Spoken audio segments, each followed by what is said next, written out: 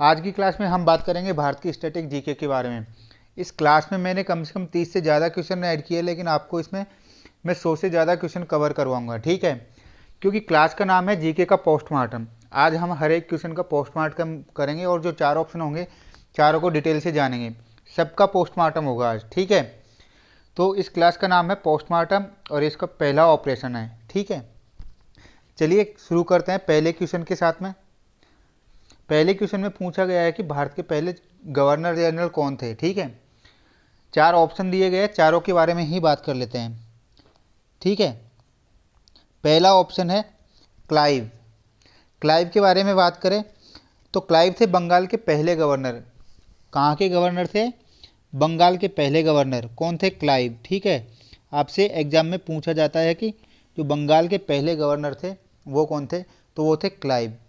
बात करते हैं ऑप्शन नंबर 2 की, हेस्टिंग। हेस्टिंग थे बंगाल के पहले गवर्नर जनरल, ठीक है। अगर आपसे पूछे कि गवर्नर जनरल कौन थे तो वो थे हेस्टिंग। अब बात करते हैं बेंटिक के बारे में, विलियम बेंटिक, ठीक है। तो विलियम बेंटिक साहब थे, वो थे भारत के पहले गवर्नर जनरल। क्या थे?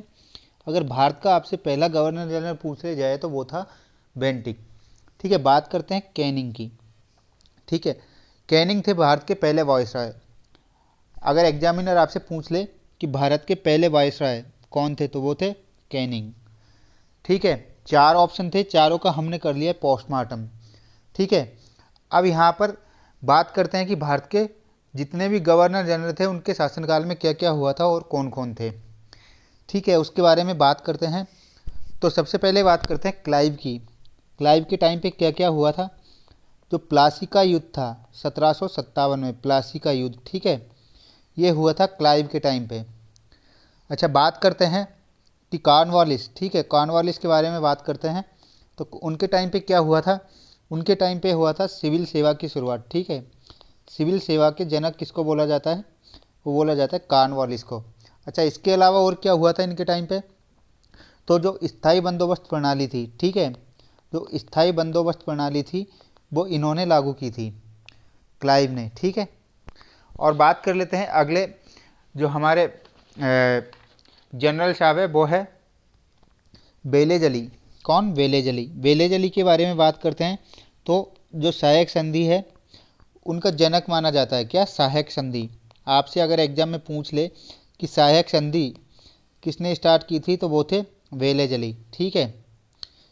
अगली बात करते हैं विलियम बेंटिक, ठीक है। विलियम बेंटिक के बारे में बात करते हैं। तो विलियम बेंटिक थे, उन्होंने पहला विधि आयोग बनाया था। क्या? पहला विधि आयोग किसने बनाया था? विलियम बेंटिक ने। और इसके अध्यक्ष कौन थे? इसके अध्यक्ष थे मैकाले, लॉर्ड मैकाले इसके अध्यक्ष थे। सारी बातें क्लियर, ठीक है। अगले जो गवर्नर जनरल थे उनके बारे में बात करते हैं। तो वो थे, चलो एक पॉइंट और लिख लो कि 1829 में विलियम बेंटिक के टाइम पे क्या हुआ था? सती प्रथा का अंत हुआ था। और किसने करवाया था? राजा राम मोहन राय ने, ठीक है। राजा राम मोहन राय ने ये करवाया था 1829 में सती प्रथा। बार बार एग्जाम में पूछा जाता है, ध्यान रखना, ठीक है। इसके बाद बात करते हैं मेटकॉफ की। किसकी? मेटकॉफ। इन्होंने क्या किया था? इनके टाइम पे हुआ था समाचार पत्रों के मुक्तिदाता इसको बोला जाता है। क्या? समाचार पत्रों का मुक्तिदाता इनको बोला जाता है। इन्होंने समाचार पत्र प्रकाशित करने पर छूट दे दी थी, ठीक है।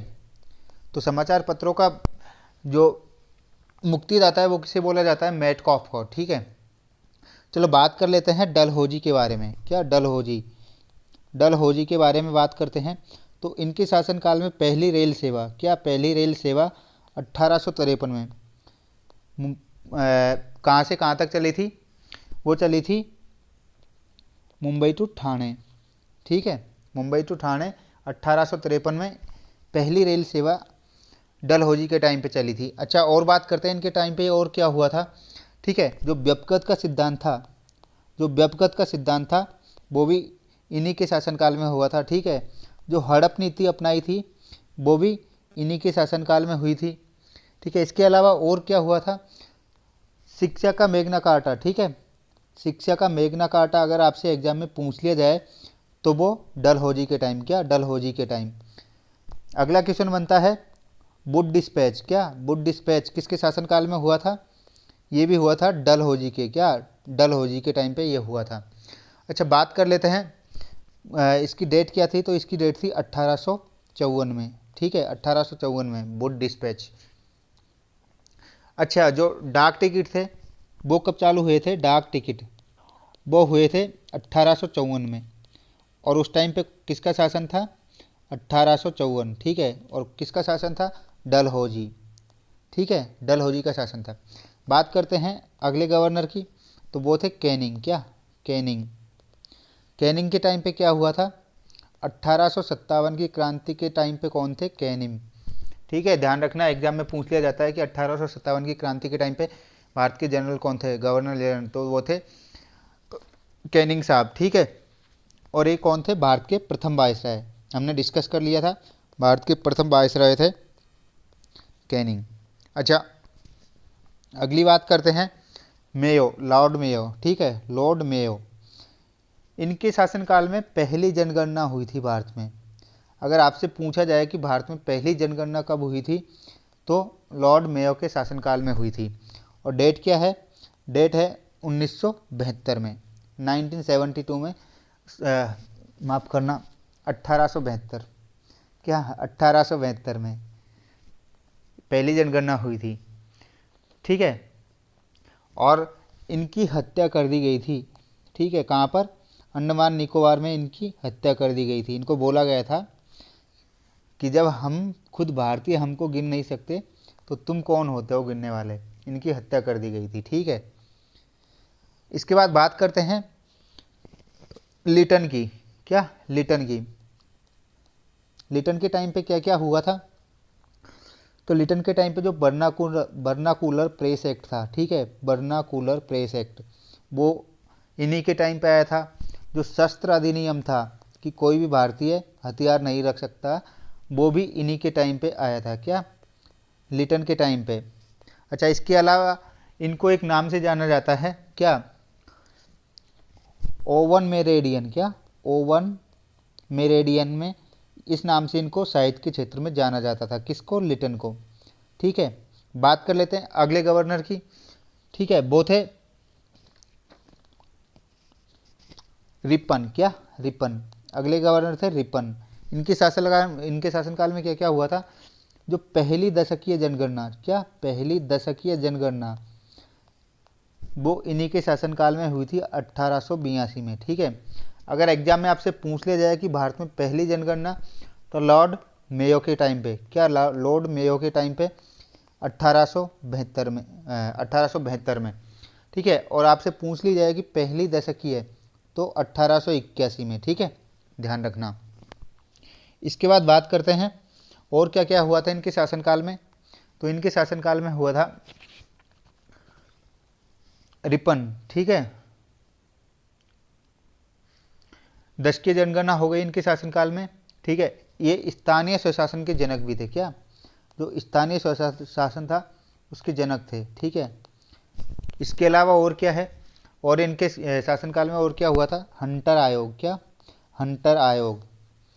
यह हंटर आयोग किसके लिए बनाया गया था? ये बनाया गया था जो 1919 में जलियांवाला हत्याकांड हुआ था, उसकी जांच कमेटी बनाई थी, उसका नाम दिया था हंटर आयोग। क्या? हंटर आयोग।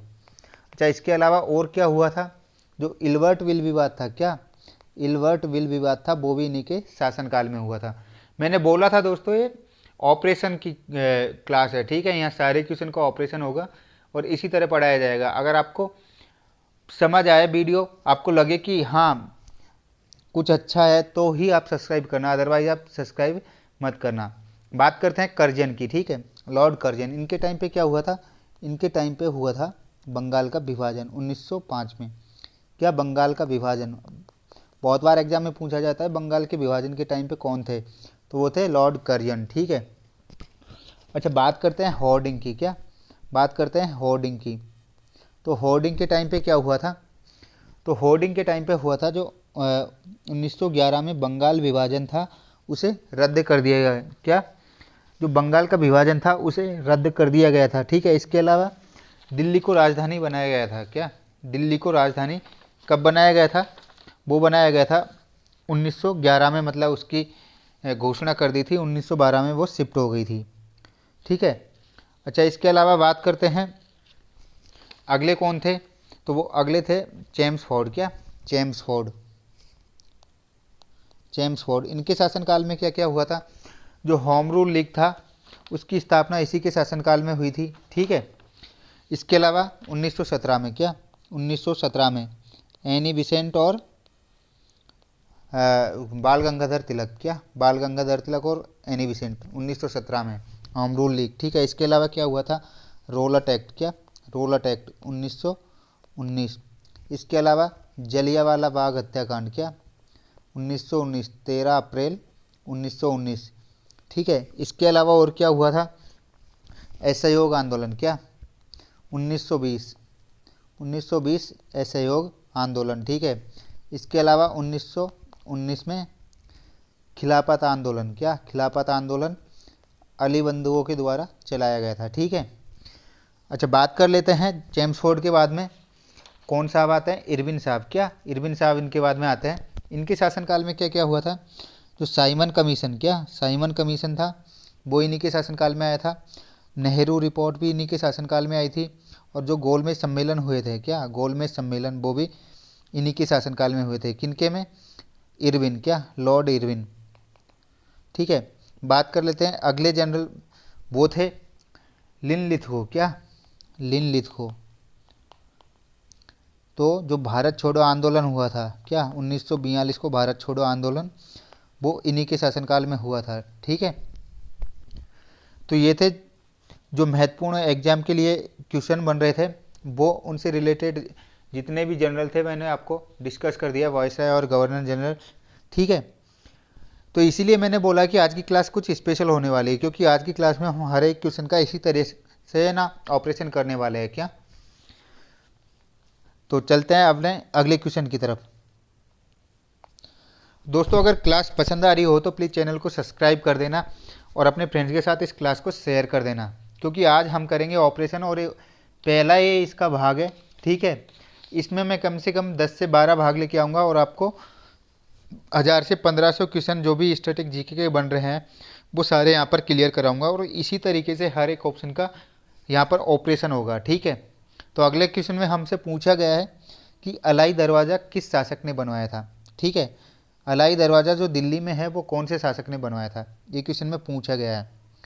4 ऑप्शन हमको यहाँ पर दिए गए हैं। ठीक है। 4 ऑप्शन दिए गए हैं, तो हर एक ऑप्शन की बात करते हैं, हर एक ऑप्शन का पोस्टमार्टम करते हैं, खोपड़ी खोलते हैं इनकी। ठीक है। बात करते हैं अकबर। अच्छा, अकबर है, इन्होंने बनवाया था बुलंद दरवाज़ा। क्या? बुलंद दरवाज़ा अकबर ने बनवाया था। ठीक है। और क्यों बनवाया था? गुजरात पे विजय के उपलक्ष्य में। ठीक है। गुजरात विजय के उपलक्ष्य में इन्होंने बुलंद दरवाज़ा बनवाया था। ठीक है। कहाँ पर बनवाया था? आगरा में। क्या? आगरा में इन्होंने बुलंद दरवाज़ा बनवाया था। अच्छा, इसके अलावा और क्या बनवाया था? एक बनवाया था पंचमहल। क्या? पंचमहल भी इन्होंने बनवाया था। अच्छा, बात कर लेते हैं कुतुबुद्दीन ऐबक की। ठीक है। तो जो कौन सा वंश था यार, गुलाम वंश, हाँ, जो गुलाम वंश था उसके संस्थापक कौन थे? इसके संस्थापक थे कुतुबुद्दीन ऐबक। ठीक है। बात करते हैं कुतुबुद्दीन ऐबक के बारे में, तो इन्होंने खुद को लाख बख्श, क्या लाख बख्श की उपाधि से इन्होंने खुद को सम्मानित किया था। ठीक है। इसके बाद बात करते हैं कि जो कुतुब मीनार थी उसका कार्य स्टार्ट किसने किया था? उसका कार्य स्टार्ट किया था कुतुबुद्दीन ऐबक ने। ठीक है। लेकिन उसका कार्य पूरा किसने करवाया था? इल्तुतमिश ने। क्या? इल्तुतमिश ने उसका कार्य पूरा करवाया था, स्टार्ट किया था कुतुबुद्दीन ऐबक ने। अच्छा, और क्या बनवाया था कुतुबुद्दीन ऐबक ने? जो 2.5 दिन का झोपड़ा। क्या? 2.5 दिन का झोपड़ा कहाँ पर है? यह है अजमेर में, राजस्थान के अजमेर में 2.5 दिन का झोपड़ा, इसका निर्माण भी कुतुबुद्दीन ऐबक ने करवाया था। ठीक है। बात करते हैं अगले ऑप्शन के बारे में, जहांगीर। ठीक है। जहांगीर, इनके टाइम को बोला जाता है, जहांगीर के टाइम को चित्रकला का स्वर्णकाल। क्या? चित्रकला का स्वर्णकाल, चित्रकला का स्वर्णकाल बोला जाता है जहांगीर के टाइम को। ठीक है। और बात करते हैं अलाउद्दीन खिलजी। तो जो अलाउद्दीन खिलजी है वो इस क्वेश्चन का राइट आंसर हो जाएगा, और इन्होंने ही अलाई दरवाज़ा बनवाया था दिल्ली में। क्या? अलाई दरवाज़ा किसने बनाया था? अलाउद्दीन खिलजी ने। ठीक है, सारे पॉइंट्स क्लियर हो गए। चलते हैं अगले क्वेश्चन की। क्यों दोस्तों, मज़ा आ रहा है ना ऑपरेशन करने में? मेरे साथ रहोगे तो इसी तरह से हर ऑप्शन का हम ऑपरेशन करेंगे। ठीक है, सबकी खोपड़ी में छेद करेंगे। अगले क्वेश्चन में पूछा गया है कि नालंदा विश्वविद्यालय, इसका निर्माण किसने करवाया है? ठीक है, नालंदा विश्वविद्यालय का निर्माण किसने करवाया है? नीचे 4 ऑप्शन दिए गए। हमारा काम है चारों ऑप्शन का ऑपरेशन करना। ठीक है, चारों ऑप्शन का ऑपरेशन कर देंगे तो आंसर अपने आप सामने आ जाएगा। बात करते हैं चंद्रगुप्त फर्स्ट। ठीक है, चंद्रगुप्त फर्स्ट के बारे में बात करते हैं तो इन्होंने एक उपाधि धारण की थी। क्या उपाधि? क्या? महाराज धीराज। क्या? महाराज धीराज, इसकी उपाधि इन्होंने धारण की थी। ठीक है, बात करते हैं समुद्रगुप्त। ठीक है, भारत का नेपोलियन बोला जाता है। क्या? भारत का नेपोलियन किसे बोला जाता है? बोला जाता है समुद्रगुप्त को। ठीक है, संगीत के प्रेमी थे। क्या? संगीत के प्रेमी थे। और इनके काल में जो सिक्के चलाए गए थे उन पर वीणा वादक की मूर्ति थी। क्या? वीणा वादक की प्रतिमा उन पर छपी हुई थी। ठीक है, बात कर लेते हैं कुमारगुप्त। ठीक है, कुमारगुप्त जी ने नालंदा विश्वविद्यालय, इसका निर्माण करवाया था। क्या?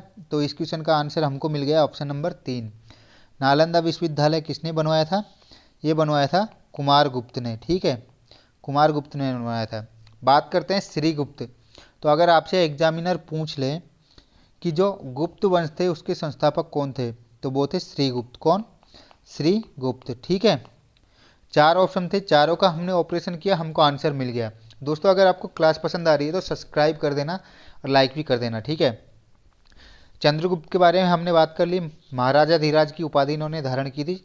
समुद्रगुप्त भारत के नेपोलियन, संगीत के प्रेमी थे। कुमारगुप्त ने नालंदा विश्वविद्यालय बनवाया था और श्रीगुप्त ने गुप्त वंश की स्थापना की थी। ठीक है, चलते हैं हम अब अगले क्वेश्चन। अगले क्वेश्चन में हमसे पूछा गया है कि निम्न में से कौन सा देश G7 का सदस्य नहीं है? G7 समूह का सदस्य नहीं है।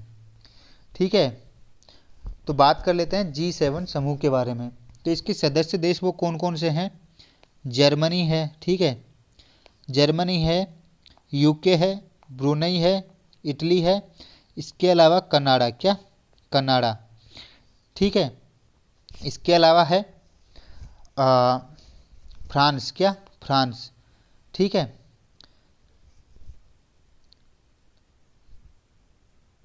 और इसके अलावा एक और है यूएसए। क्या?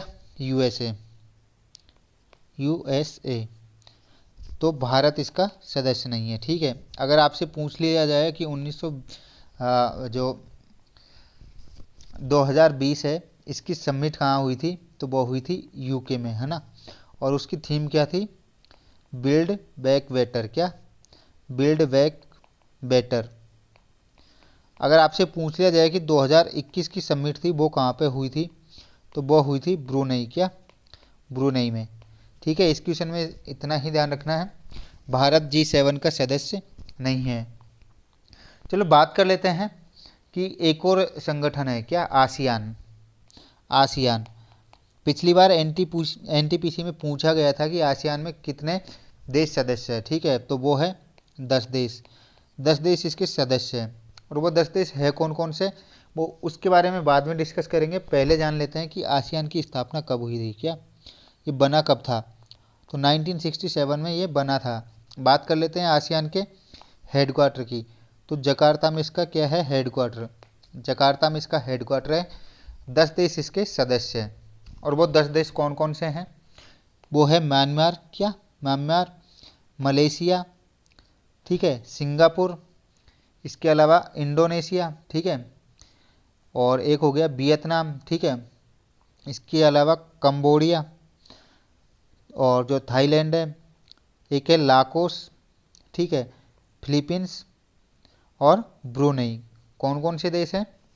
मलेशिया है, म्यांमार है, सिंगापुर है, इंडोनेशिया है, वियतनाम है, ठीक है, कंबोडिया है, थाईलैंड है, लाकोस है और फिलीपींस है, इसके अलावा ब्रुनई है। ये 10 देश इसके सदस्य है। भारत इसका सदस्य नहीं है। क्या? भारत इसका सदस्य नहीं है, ध्यान रखना। आसियान के कितने देश है? 10 देश। इसकी स्थापना कब हुई थी? 1967 में। और इसका जो हेडक्वार्टर है वो कहाँ है? जकार्ता में। ठीक है। अच्छा, एक और संगठन आता है सार्क संगठन। क्या? सार्क संगठन। तो जब हम ऑपरेशन कर ही रहे हैं तो सबका ही करें ना, क्यों? सार्क में कितने देश शामिल है? 8 देश। ठीक है। बात कर लेते हैं इसकी स्थापना 1985 में इसकी स्थापना होती है। और इसका मुख्यालय कहाँ पर है? काठमांडू, नेपाल में। क्या? काठमांडू, नेपाल में। ठीक है, इसका मुख्यालय है। अब बात करते हैं इसके जो सदस्य देश है 8 देश, वो कौन कौन से हैं? वो है अफगानिस्तान, ठीक है, कुत्ता पाकिस्तान, ठीक है, इसके अलावा नेपाल, भूटान, म्यांमार, बांग्लादेश और श्रीलंका। ठीक है। और इसके अलावा एक और देश है मालदीव। जो भारत के पड़ोसी देश है कौन कौन से? अफगानिस्तान, हाँ, भूटान, पाकिस्तान, बांग्लादेश, श्रीलंका, मालदीव।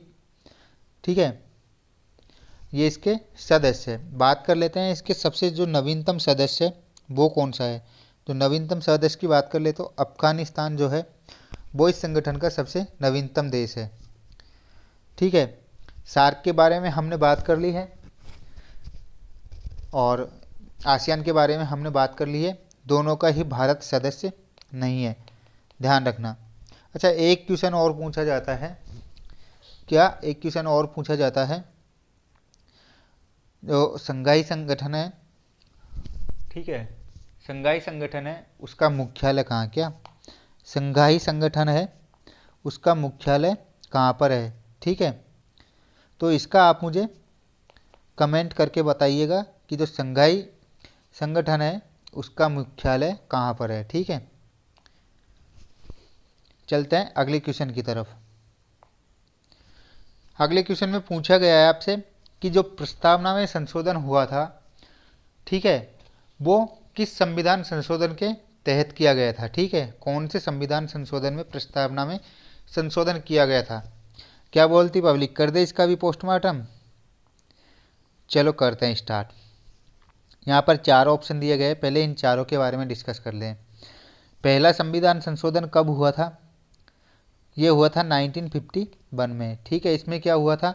9वीं अनुसूची को इसमें जोड़ा गया था। क्या? 9वीं अनुसूची को इसमें जोड़ा गया था। ठीक है। बात कर लेते हैं 42वां संविधान संशोधन कब हुआ था? 1976 को हुआ था।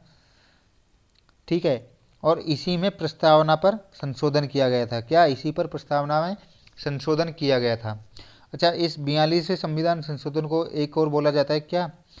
भारत का मिनी संविधान। क्या? भारत का लघु संविधान इसे बोला जाता है। ठीक है, ध्यान रखना, एग्जामों के फेवरेट क्वेश्चन है। बात कर लेते हैं 44वें संविधान संशोधन के बारे में। तो ये कब हुआ था? ये हुआ था 1978 को। क्या? 1978 को हुआ था। इसमें क्या हुआ था? जो 7 मौलिक अधिकार थे उनको घटाकर 6 कर दिए। क्या? 7 मौलिक अधिकारों को घटाकर 6 कर दिए।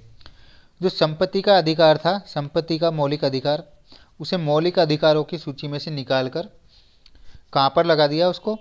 उसको बना दिया है कानूनी अधिकार। क्या? कानूनी अधिकार। और संविधान में कहाँ पर रख दिया है? संविधान के अनुच्छेद 300A में उसे रख दिया है। ठीक है। इसके बाद बात करते हैं 61। ठीक है, 61 संविधान संशोधन की बात करते हैं। यह हुआ कब था? ठीक है, बात करते हैं इसमें हुआ क्या था। इसमें जो वोट देने की उम्र थी, क्या वोट देने की उम्र थी ना, उसे 21 से 18 वर्ष किया गया। तो एग्जाम में आपसे पूछा जाता है कि जो मतदाता की आयु है 18 वर्ष कौन से संविधान संशोधन में की गई थी, तो वो था 61। ठीक है। इसके बाद बात कर लेते हैं 86वां संविधान संशोधन। ठीक है, तो इसमें क्या किया था? इसमें निःशुल्क शिक्षा, क्या निःशुल्क शिक्षा के बारे में डिस्कस किया गया था और उसके कुछ पहलू इसमें जोड़े गए थे। अच्छा, बात कर लेते हैं 61वें की हमने बात कर ली है। अब बात करते हैं 73वां संविधान संशोधन। ठीक है, जो पंचायती राज है, क्या पंचायती राज है, इससे संबंधित है 73वां संविधान संशोधन। ठीक है, बात करते हैं 74 के बारे में। तो ये है नगरीय व्यवस्था से, क्या जो नगरीय प्रशासन है उससे संबंधित है 74। ठीक है, इसके अलावा हम बात करते हैं कि जो ग्राम पंचायत है वो कौन से आर्टिकल में, आर्टिकल 40 में, क्या आर्टिकल 40 में है ग्राम पंचायत। ठीक है, ग्राम पंचायत का उल्लेख आर्टिकल 40 में है। इसके अलावा हम बात करते हैं 100वां संविधान संशोधन। तो इस संशोधन में क्या हुआ था, जो बांग्लादेश था, ठीक है, बांग्लादेश को 3 बीघा ज़मीन हमने दी थी, क्या 3 बीघा ज़मीन हमने दी थी। चलो इसके बाद बात करते हैं 101वें संविधान संशोधन की। ठीक है, तो इसमें क्या हुआ था, इसमें है जीएसटी।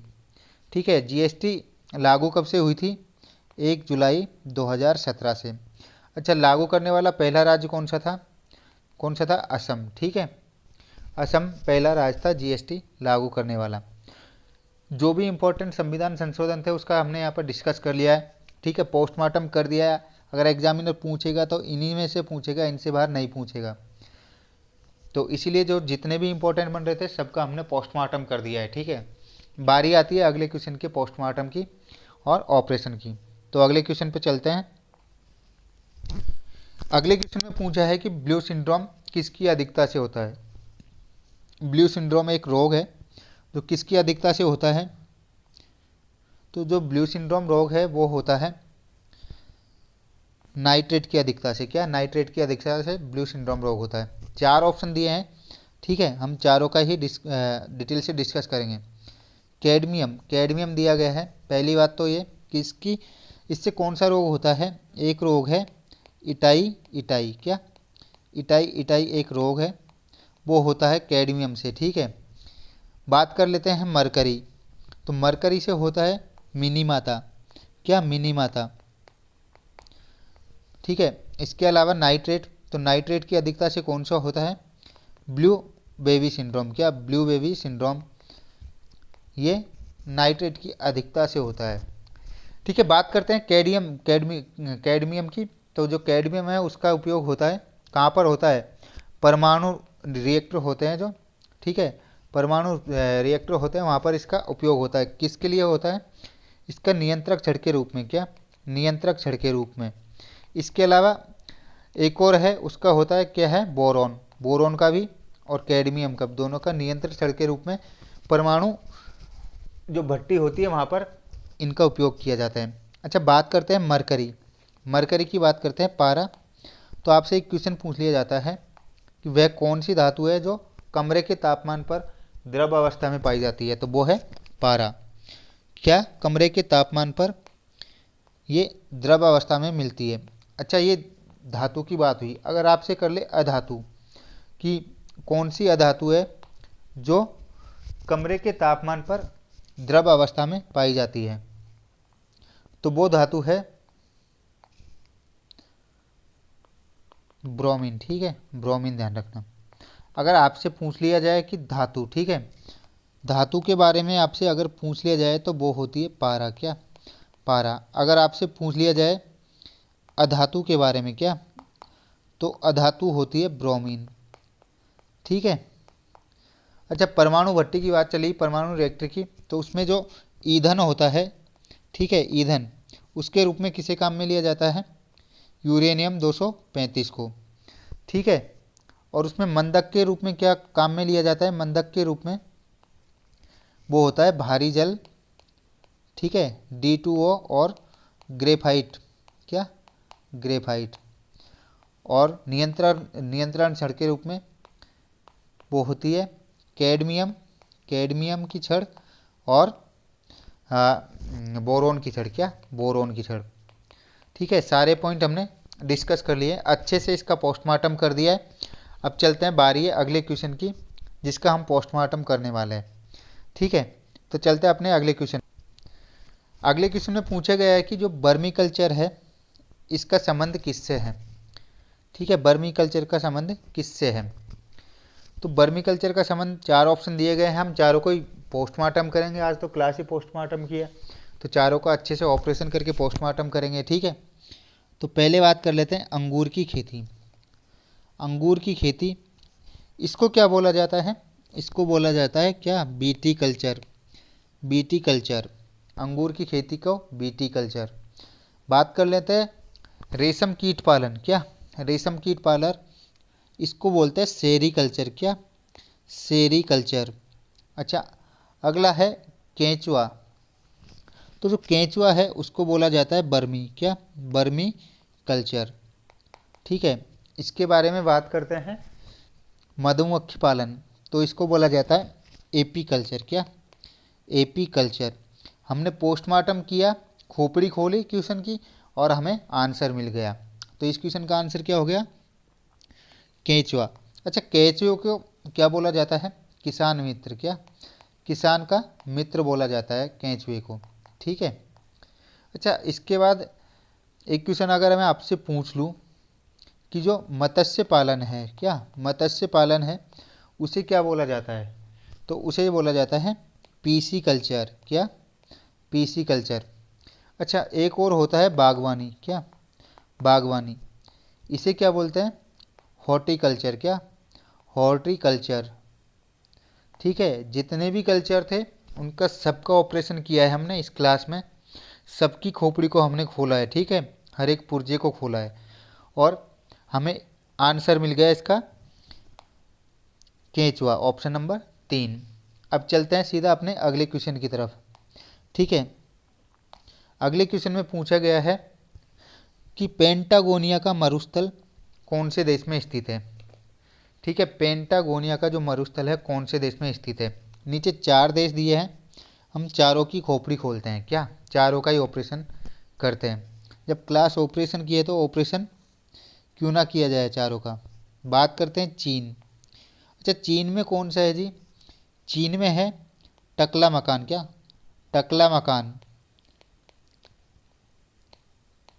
इनको काम तो है नहीं, ऐसे ऐसे नाम रख देते हैं। टकला मकान कहाँ पर है? चीन में। अच्छा, सऊदी अरब की बात करें, ठीक है, तो सऊदी अरब में कौन सा है? इसमें है रब उल खाली। क्या? रब उल खाली। अच्छा, इसके अलावा एक और मरुस्थल यहाँ पर है, वो कौन सा है? नेफूद। क्या? नेफूद। नेफूद और रब उल खाली, ये दोनों कहाँ पर है? सऊदी अरब में। चीन की हमने बात कर ली, टकला मकान, ठीक है। अब बात करते हैं अर्जेंटीना के बारे में। क्या? अर्जेंटीना के बारे में, तो यहाँ पर है क्या? पेंटागोनिया। क्या? पेंटागोनिया का जो मरुस्थल है वो यहाँ पर है। अच्छा, अर्जेंटीना की बात चली है तो बात कर लेते हैं कि जो पंपाज घास के मैदान है, क्या पंपाज घास के मैदान है, वो कहाँ पर है? वो भी अर्जेंटीना में है। क्या? पंपाज घास के मैदान। अच्छा, इसके बाद बात करते हैं मंगोलिया। तो जो मंगोलिया और चाइना है, ठीक है, मंगोलिया और चाइना, इसकी सीमा पर है क्या? गोबी का मरुस्थल। गोबी का मरुस्थल अगर आपसे एग्जाम में पूछ लिया जाए तो वो कहाँ पर है? वो है मंगोलिया और चाइना के बॉर्डर पर। इतने से काम चल जाएगा? बिल्कुल नहीं चलेगा, क्योंकि पोस्टमार्टम करने बैठे हैं तो अच्छे तरीके से सबका पोस्टमार्टम करेंगे। अच्छा, एक मरुस्थल है आटाकामा। क्या? आटाकामा, ये कहाँ पर है भाई साहब? ये है आपके पेरू और चिली है। क्या? पेरू और चिली देश है ना, उनके बॉर्डर पर है। क्या? पेरू और चिली, पेरू में भी है, चिली में भी है। तो आटाकामा का मरुस्थल कहाँ पर है? पेरू और चिली में। अच्छा, इसके अलावा बात करते हैं हम ऑस्ट्रेलिया में। ऑस्ट्रेलिया में कौन कौन से है? क्या? प्यासी भूमि का देश। क्या? ऑस्ट्रेलिया। क्या बोला जाता है इसको? प्यासी भूमि का देश, ठीक है। इसमें कौन कौन से मरुस्थल है? इसमें है एक तो गिब्सन। क्या? गिब्सन, ठीक है। और इसके अलावा एक और कौन सा है? Great Victorian. क्या? Great Victorian. ग्रेट विक्टोरियन और गिब्सन, ये दोनों कहाँ पर है? ऑस्ट्रेलिया में, ठीक है। इंपॉर्टेंट थे वो सारे पॉइंट हमने यहाँ पर डिस्कस कर लिए। अर्जेंटीना में पेंटागोनिया का, ठीक है। चाइना में टकला मकान, और जो चाइना और मंगोलिया की सीमा पर है वो है गोबी का, ठीक है। रबुल खाली और नेदूफ, ये कहाँ पर है? सऊदी अरब में, ठीक है। आटाकामा का मरुस्थल कहाँ पर है? चेरू और पेरू और चिली के जो बॉर्डर है उस पर। अच्छा, ऑस्ट्रेलिया की हमने बात ही कर ली है, गिब्सन और ग्रेट विक्टोरियन। तो चलते हैं फिर अब अगले क्वेश्चन की तरफ। अगले क्वेश्चन में हमसे पूछा गया है कि जो म्यांमार है देश, उससे भारत का कौन सा राज्य है जो सीमा नहीं बनाता है। ठीक है, पूछा गया है कि म्यांमार से कौन सा राज्य भारत का जो सीमा नहीं बनाता है, और नीचे 4 ऑप्शन दिए हैं। तो हमारा तो एक ही काम है, 4 ऑप्शन है, चारों का हम पोस्टमार्टम करते हैं। क्या? चारों का हम पोस्टमार्टम करते हैं। अच्छा, इस क्वेश्चन का आंसर ढूंढने के लिए हमको जाना पड़ेगा कहाँ? मैप पे। तो चलते हैं मैप पे। ये जो एरिया है क्या, ये जो एरिया है ये म्यांमार है। ठीक है, म्यांमार। तो इससे कौन कौन से राज्य भारत के जो सीमा टच कर रहे हैं?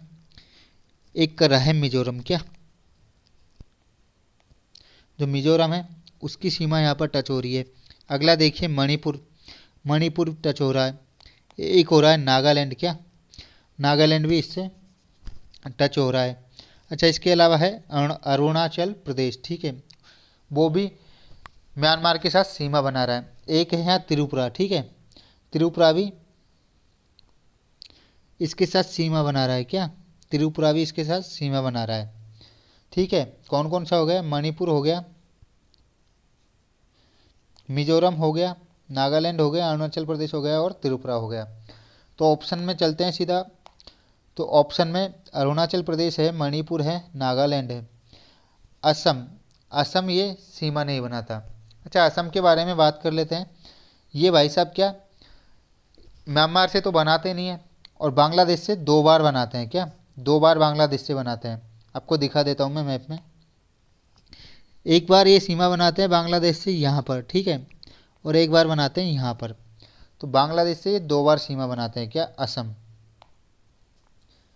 ठीक है, इसके अलावा असम के बारे में बात कर ले तो यहाँ पर जो काजीरंगा जो नेशनल पार्क है, ठीक है, वो यहाँ पर बड़ा फेमस है। किसके लिए फेमस है? एक सींग वाले गैंडे के लिए। एक सींग वाले गैंडे के लिए। ठीक है, वो फेमस है। बात कर लेते हैं यहाँ पर और कौन कौन से नेशनल पार्क है। यहाँ है नामेरी है। क्या? नामेरी यहाँ पर है, मानस यहाँ पर है, शाही डिब्रू खोवा। क्या? शाही डिब्रू खोवा ये यहाँ पर है।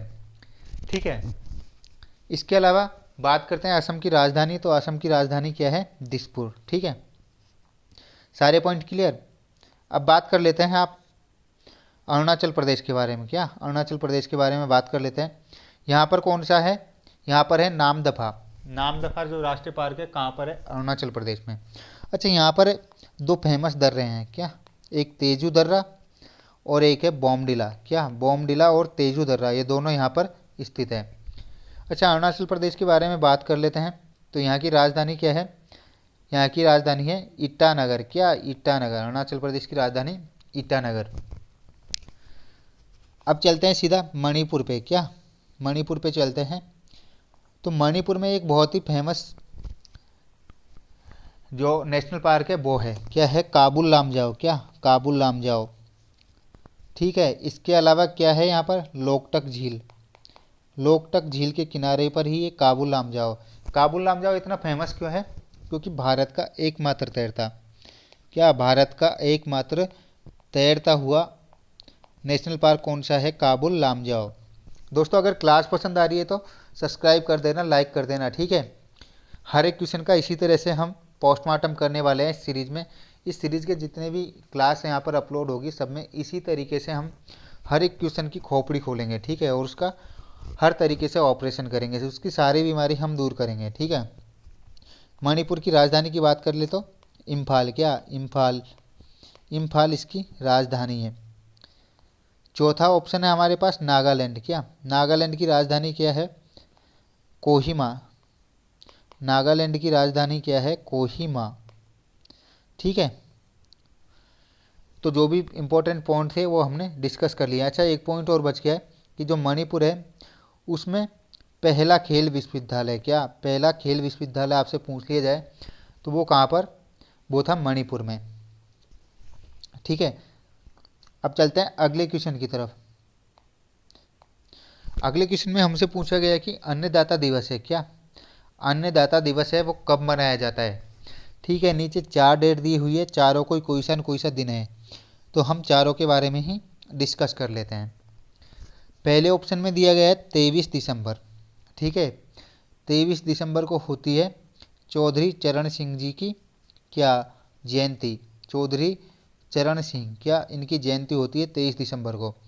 तो इसी दिन अन्नदाता दिवस मनाया जाता है, इसी दिन अन्नदाता दिवस मनाया जाता है। तो इस क्वेश्चन का राइट आंसर हो गया ऑप्शन नंबर ए। लेकिन इतने से काम नहीं चलेगा, एग्जामिनर की खोपड़ी क्या खराब रहती है, जब वो पेपर बनाता है तो उसकी खोपड़ी सटकी हुई रहती है, सस्ते नशे करके वो पेपर बनाता है तो कुछ भी पूछ लेता है। ठीक है, बात करते हैं 25 जनवरी के बारे में। तो 25 जनवरी को मनाते हैं क्या, राष्ट्रीय मतदाता दिवस। राष्ट्रीय मतदाता दिवस 25 जनवरी को मनाया जाता है।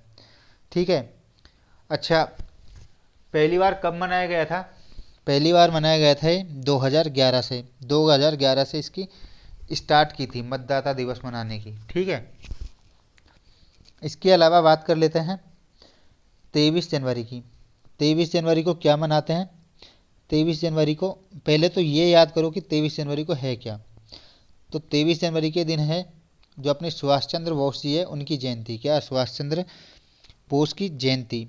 तो इस दिन मनाते हैं पराक्रम दिवस, क्या पराक्रम दिवस के रूप में इसे मनाते हैं। और बहुत एग्जामों में पूछा गया है, एग्जामिनर का ये क्वेश्चन फेवरेट बन चुका है। अच्छा 5 जून की बात कर लेते हैं। तो 5 जून को क्या बनाते हैं, विश्व पर्यावरण दिवस, क्या विश्व पर्यावरण दिवस कब मनाते हैं, 5 जून को। ठीक है, जो भी इम्पोर्टेंट पॉइंट थे हमने डिस्कस कर लिए। 23 दिसंबर को चौधरी चरण सिंह की जयंती पर अन्नदाता दिवस मनाते हैं। 25 जनवरी को राष्ट्रीय मतदाता दिवस मनाते हैं। ठीक है, और जो 23 जनवरी है उसको सुभाष चंद्र बोस इनकी जयंती है और पराक्रम दिवस हम मनाते हैं। 5 जून को विश्व पर्यावरण दिवस। हो गया चारों ऑप्शन का ऑपरेशन। तो चलते हैं अगले क्वेश्चन की तरफ। अगले क्वेश्चन में पूछा गया है कि स्वदेशी आंदोलन कब हुआ था। स्वदेशी आंदोलन था, उसकी डेट पूछी हुई है। ठीक है, स्वदेशी आंदोलन की डेट, यहाँ पर 4 ऑप्शन दिए गए हैं। हम इन चारों को डिस्कस बाद में करेंगे। ठीक है, हम पहले जो जितनी भी इम्पोर्टेंट डेट बनती है भारत के इतिहास से पहले उनके बारे में हम डिस्कस करेंगे। ठीक है, जितनी भी इम्पोर्टेंट डेट है उनके बारे में हम डिस्कस करेंगे, उसके बाद हम इन 4 ऑप्शन की डिस्कस करेंगे। तो क्या कर दें इनकी खोपड़ी में छेद, कर दे सबका पोस्टमार्टम। हाँ सर कर दो। तो चलिए करते हैं स्टार्ट। पहली डेट है 1905, क्या 1905। इस दिन क्या हुआ था, बंगाल विभाजन। बंगाल विभाजन कब हुआ था, 1905। किसका टाइम था, करजन का टाइम। ठीक है, और 1905 में ही स्वदेशी आंदोलन स्टार्ट हुआ था। स्वदेशी आंदोलन कब से स्टार्ट हुआ था, 1905 से। कोलकाता का जो टाउन हॉल था वहाँ पर लोगों ने विदेशी वस्तुएं थी उनका बहिष्कार किया था, उनको जलाया था। और इसी दिन से स्वदेशी आंदोलन चालू हो गया था, इसे स्वदेशी आंदोलन बोला गया था। ठीक है, इस क्वेश्चन का हमको आंसर मिल गया ऑप्शन नंबर 3। बात करते हैं अगली डेट की, 1907। 1907 इम्पोर्टेंट क्यों है, क्योंकि इसे 1907 में एक अधिवेशन हुआ था कांग्रेस का, सूरत अधिवेशन। क्या सूरत अधिवेशन, इसकी अध्यक्षता की थी रास बिहारी बोस ने।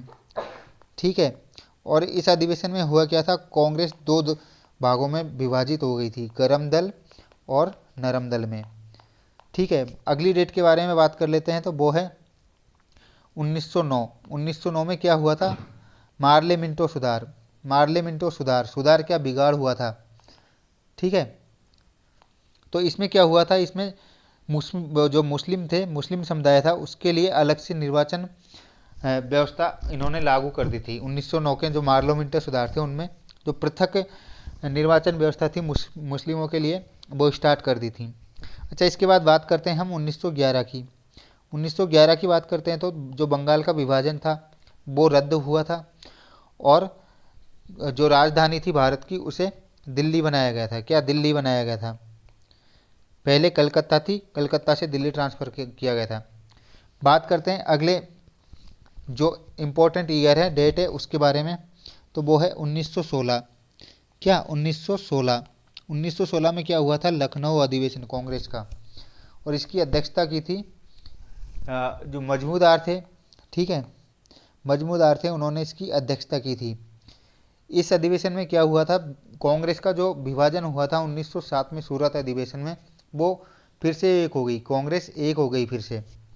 ठीक है, इसके बाद इम्पोर्टेंट जो डेट आती है वो आती है 1919।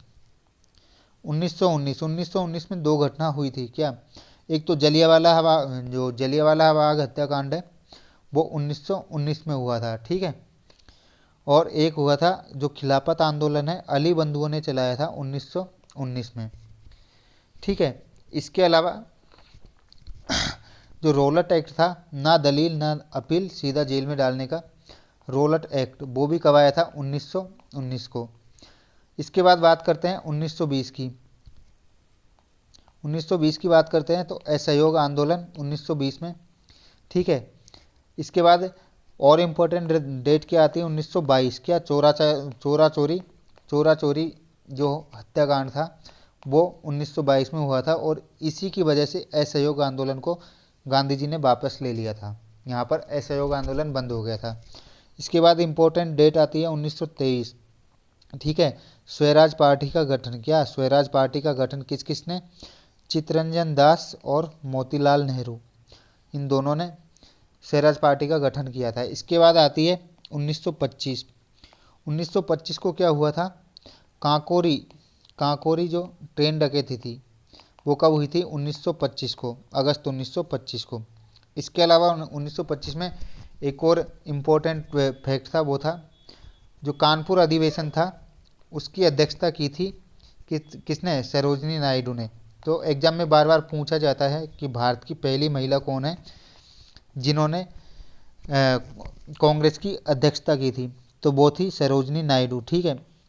इसके बाद जो अगला क्वेश्चन, अगली डेट आती है इम्पोर्टेंट डेट, वो है 1928। क्या हुआ था, साइमन कमीशन भारत आया था। क्या साइमन कमीशन भारत आया था।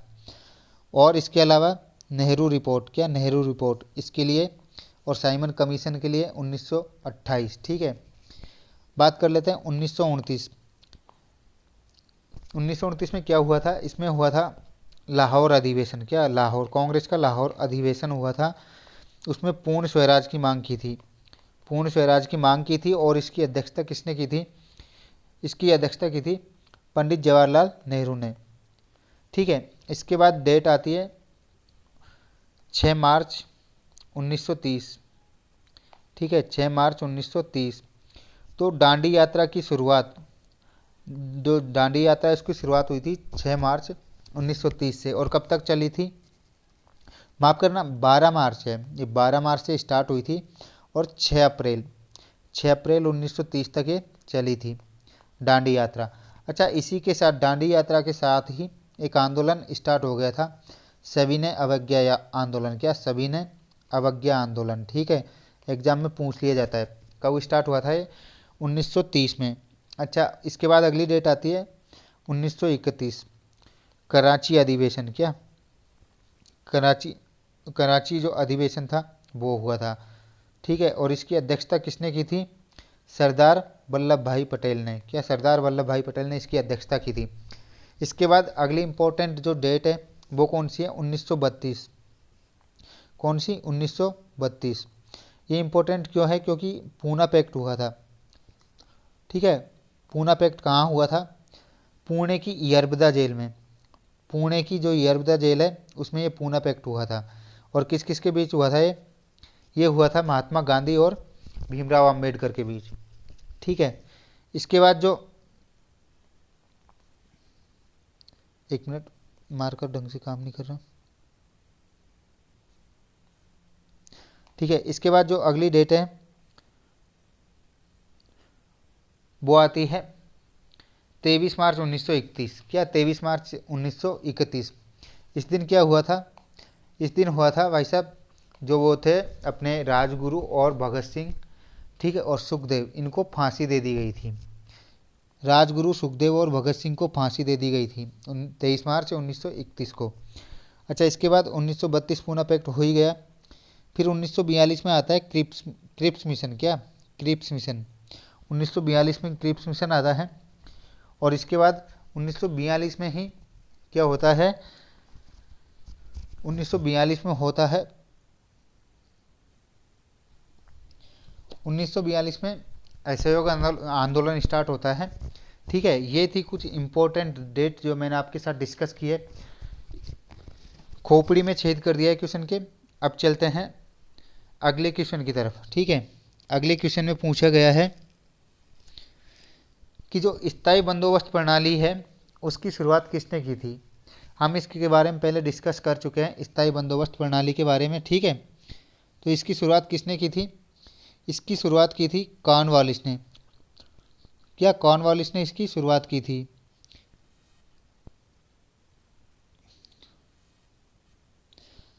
अच्छा, बात करते हैं। भारत में तीन प्रणाली थी। ठीक है, यहाँ थी इस जगह पे स्थायी बंदोबस्त। क्या? स्थायी बंदोबस्त। ठीक है, और ये जो साउथ इंडिया था यहाँ पर थी रैयतवाड़ी। कौन सी? रैयतवाड़ी। और जो ये राजस्थान और यूपी वाला क्षेत्र था यहाँ पर थी महलवाड़ी। हम तीनों के बारे में ही बात कर लेते हैं। यहाँ पर थी महलवाड़ी। ठीक है, स्थायी बंदोबस्त प्रणाली थी वो कॉर्नवालिस ने चालू की थी। ठीक है, कॉर्नवालिस ने। बात कर लेते हैं रैयतवाड़ी के बारे में। तो रैयतवाड़ी वो थी जो रीड मुनरो। क्या?